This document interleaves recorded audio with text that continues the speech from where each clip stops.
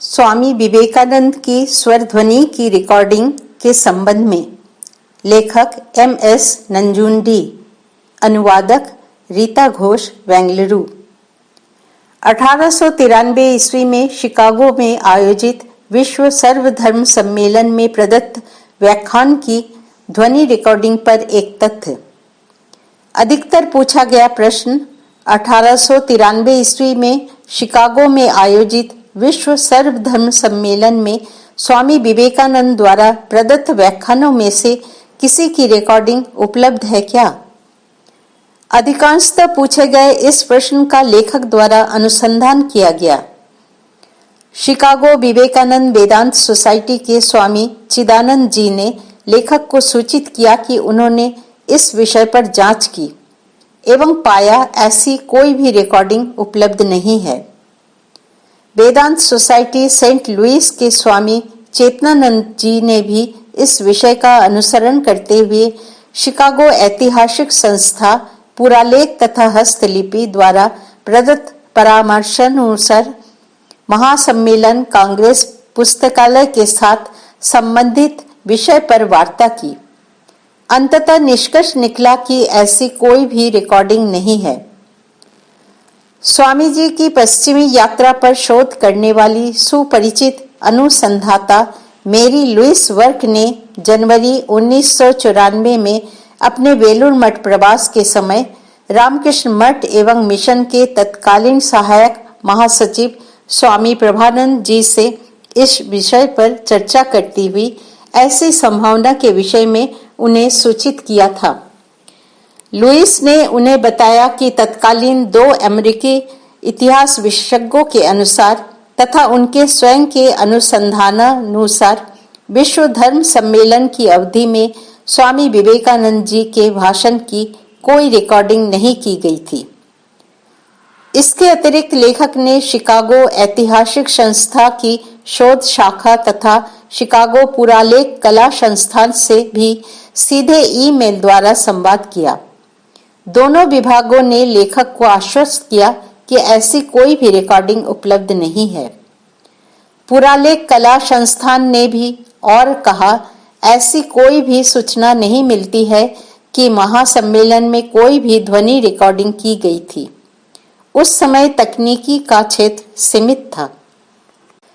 लेखक द्वारा कुछ अन्वेषण।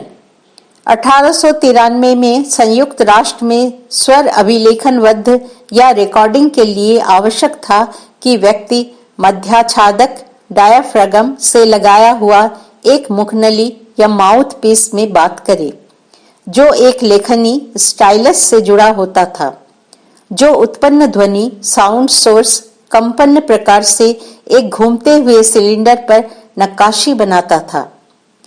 वार्लिनर ग्रामाफोन संयुक्त राष्ट्र में 1894 ईस्वी में जनप्रिय हुआ। वो केवल मात्र 2 मिनट के लिए रिकॉर्ड बना सकता था।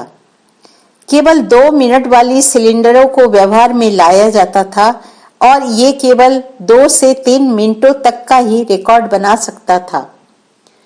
प्रसारण कक्ष स्टूडियो के बाहर रिकॉर्डिंग करना संभव नहीं था।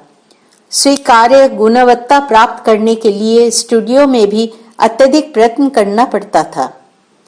तकनीकी सीमितता को देखते हुए 1893 विश्व धर्म सम्मेलन के अधिवेशनों की रिकॉर्डिंग संभव नहीं हो पाई होगी।